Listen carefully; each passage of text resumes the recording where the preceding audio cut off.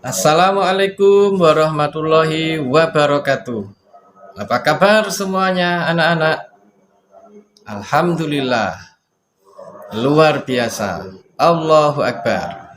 2B, semangat, giat, hebat. Bagaimana anak-anak? Pembelajaran yang kemarin tentunya anak-anak sudah mengikutinya. Baiklah anak-anak, untuk berikutnya Pak Guru akan memberikan pembelajaran tematik tema 1 hidup rukun kelas 2. Sub tema 1 hidup rukun di rumah pembelajaran kedua. Mari kita langsung simak pembelajarannya. Mutiara membaca buku yang dibelikan ayahnya. Perhatikan sampul bukunya. Ini adalah buku yang dibelikan ayah untuk Mutiara. Nah, buku tersebut ada sampulnya anak-anak. Dalam buku tersebut ada gambar burung Garuda Pancasila. Tentunya anak-anak sudah pernah melihat kan? Nah, Garuda Pancasila adalah lambang negara Indonesia. Burung Garuda besar, gagah, dan perkasa. Lihatlah perisainya. Anak-anak, kamu lihat di sini. Di dadanya itu ada perisai. Perisai itu memuat simbol dari sila-sila pada Pancasila. Pancasila adalah dasar negara kita Indonesia. Nah, di dalam Garuda Pancasila ini ada perisai, di mana perisainya tersebut terdapat simbol-simbol dari sila-sila pada Pancasila. Dan di sini kita bisa melihat perisainya. Ada bintang, ada rantai emas, ada pohon beringin, ada kepala banteng, dan ada padi dan kapas. Pancasila berasal dari 2 kata, yaitu panca dan sila. Nah, Pancasila sendiri artinya 5. Sedangkan sila itu artinya dasar atau aturan. Jadi Pancasila itu artinya 5 dasar atau 5 aturan. Makanya di sini dalam perisiannya ada 5 gambar yang menunjukkan masing-masing sila pada Pancasila. Nah, kita perhatikan di sini anak-anak, kita harus memahami dan menghafal 5 sila yang ada pada Pancasila. Sila yang pertama adalah ketuhanan yang Maha Esa. Maka dalam perisai tersebut lambangnya adalah bintang.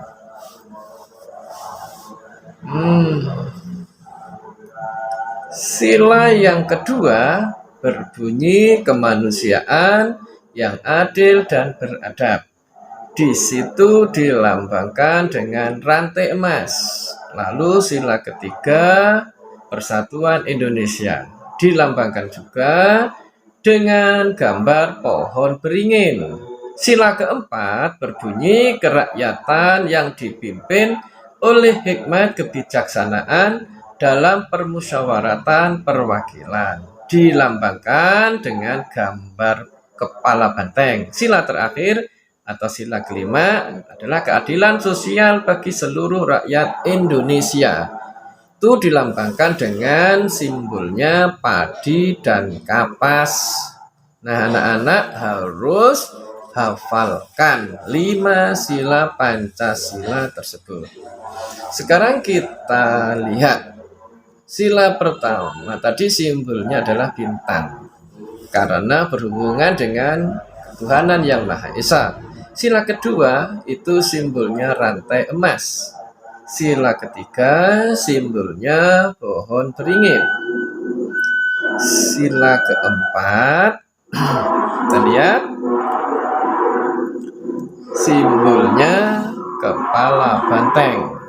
Jadi sila itu simbolnya kepala banteng. Dan sila kelima simbolnya adalah padi dan kapas. Jadi anak-anak harus tahu masing-masing simbol dari sila-sila Pancasila.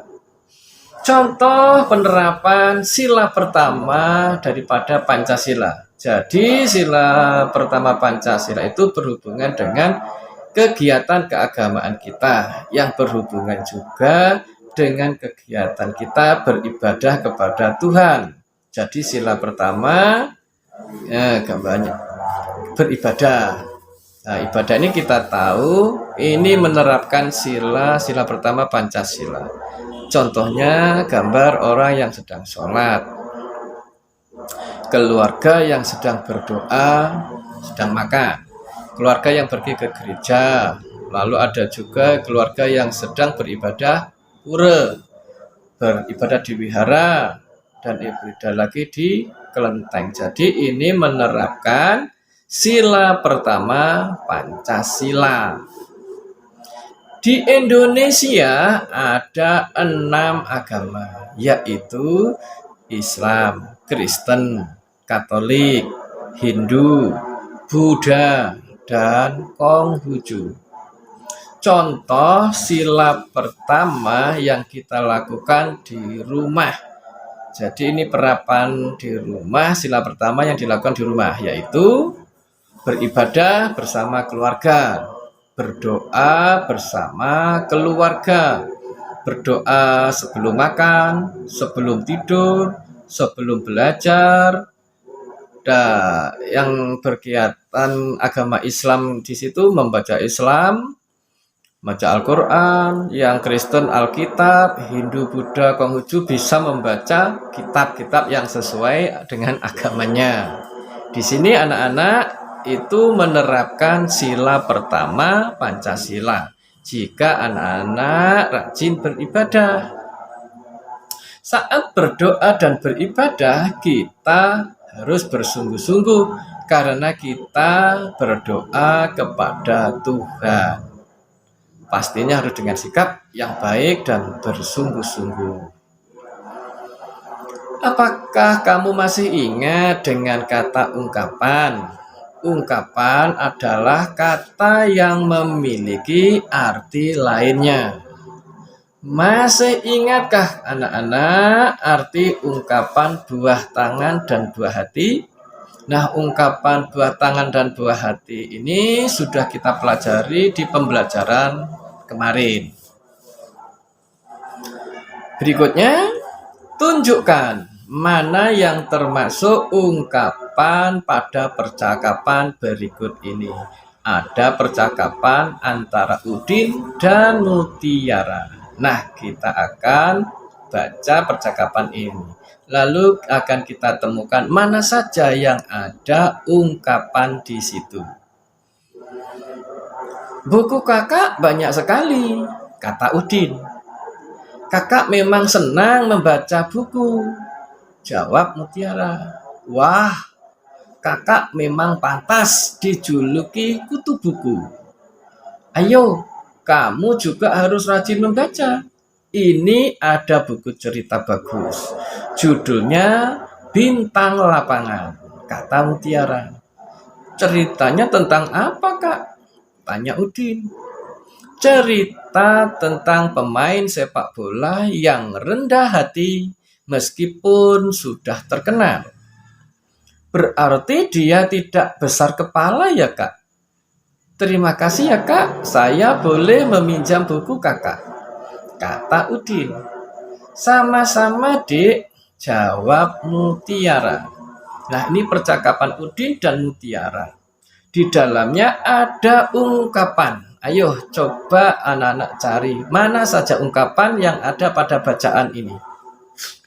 Ya, pertama yang kita ketemukan adalah ungkapan kutu buku. Nah, nanti kita cari apa artinya kutu buku. Lalu apakah ada lagi? Ya, bintang lapangan. Masa ada di lapangan ada bintang, anak-anak? Nah, itu ungkapan anak-anak. karena memiliki arti yang lain. Apakah ada lagi? Ya, ada ungkapan rendah hati. Nah, lalu yang terakhir ada ungkapan besar kepala. Nah, kita pelajari satu persatu. Kutu buku artinya adalah orang yang suka membaca buku.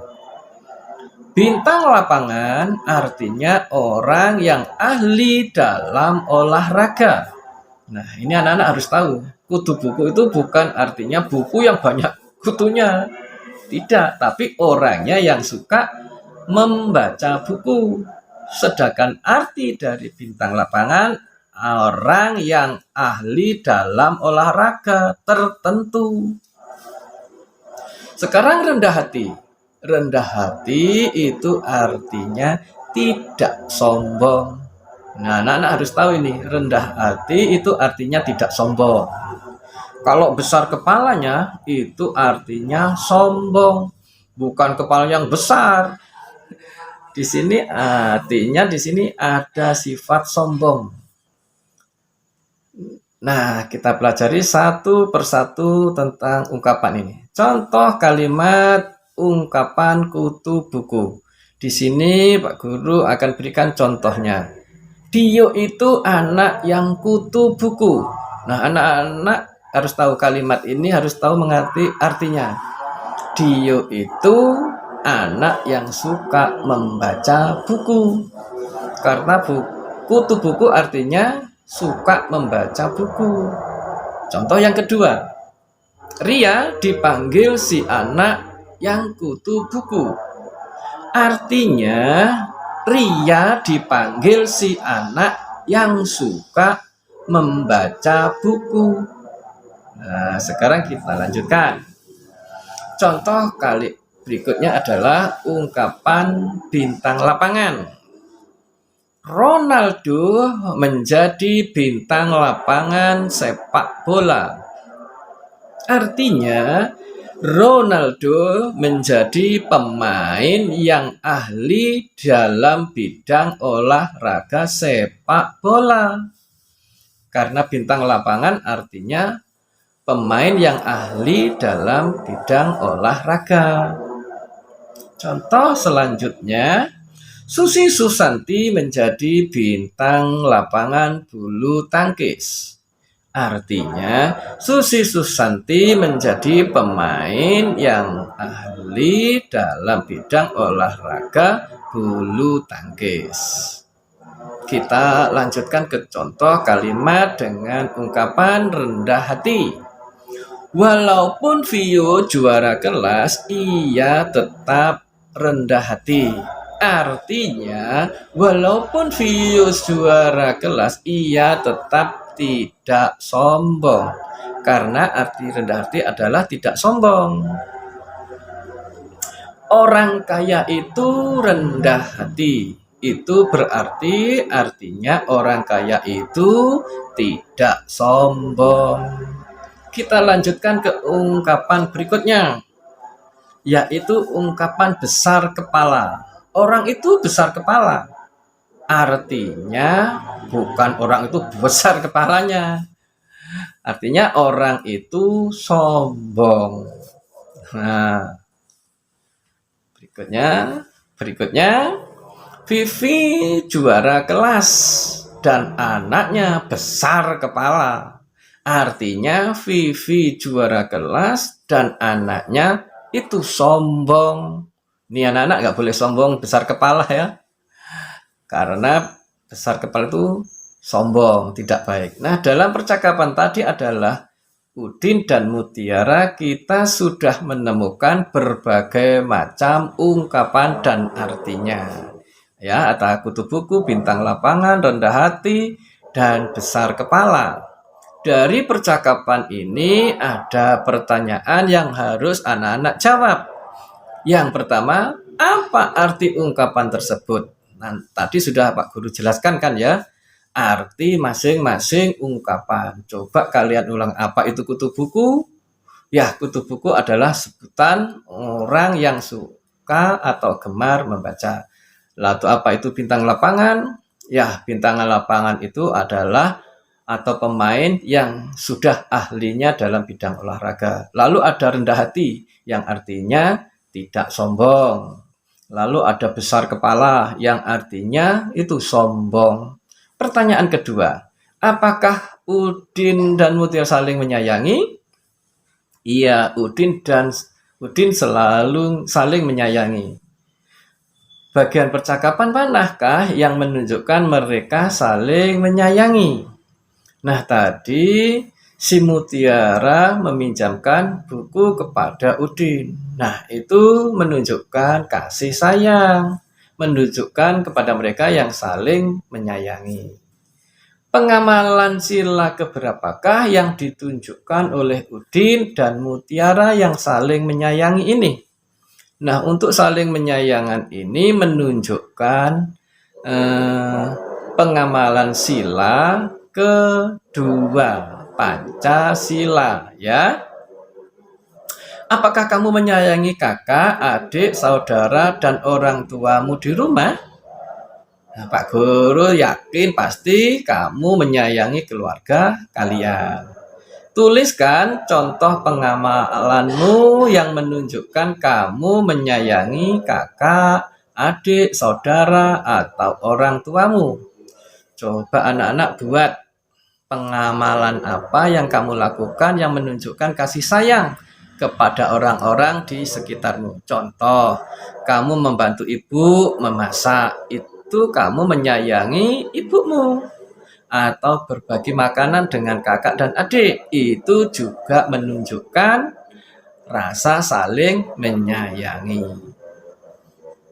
Nah, di sini Pak Guru punya gambar. Ada 5 gambar bagaimana berjalan yang baik. Pertama, kita lihat gambarnya adalah berjalan ke depan. Nah, anak-anak kalau berjalan jangan mundur ya. Lalu kita pasti nggak bisa melihat. Berjalan ke depan yang baik adalah ke arah ke depan. Sikap berjalan yang baik, lurus ke depan. Nah, ketika kita melangkahkan, kita juga mengayun. Lalu berjalan ke belakang. Boleh dilakukan, tapi harus dengan pengawasan orang dewasa, supaya orang dewasa bisa mengarahkan apakah nanti ada benda di belakang kita atau tidak. Lalu ada berjalan ke samping. Ini bisa kita praktekkan juga ya anak-anak di rumah, dan berjalan berkelompok. Nah, sekarang kita belajar teknik berjalan. Sikap badan kita dalam berjalan itu harus tegak, tidak boleh membungkuk. Nah, badan kita harus tegak. Saat berjalan harus dimulai dengan kaki sebelah kiri. Ya. Saat kita berjalan, maka kaki kita akan melangkah dan tangan kita akan mengayun. Jadi secara otomatis kita kalau berjalan kaki kita melangkah, tangan kita mengayun. Langkah kaki dan ayunan tangan harus berlawanan. Nah, di sini jika kaki sebelah kiri melangkah, maka tangan yang mengayun adalah sebelah kanan, bukan kok sebaliknya. Kaki kiri yang melangkah, tangan kiri yang mengayun. Bersamaan, harus bersamaan. Jika kaki sebelah kanan yang melangkah, maka tangan yang mengayun adalah sebelah kiri. Berjalan yang baik adalah berjalan ke arah depan. Ini anak-anak tentang teknik berjalan yang baik dan benar. Coba kalian praktekkan nih. Kalian berjalan dengan benar. Melangkah kaki dan ayunan tangan harus berlawanan arah. Nah, demikian tadi anak-anak untuk pembelajaran kita di tema 1 hidup rukun, subtema 1 hidup rukun di rumah, pembelajaran kedua. Semoga pembelajaran ini bisa membantu anak-anak saat pandemi. Jangan lupa kerjakan dan tulis pada buku anak-anak, pada buku tulisnya ya. Nah, terima kasih. Saya akhiri. Assalamualaikum warahmatullahi wabarakatuh. Semangat!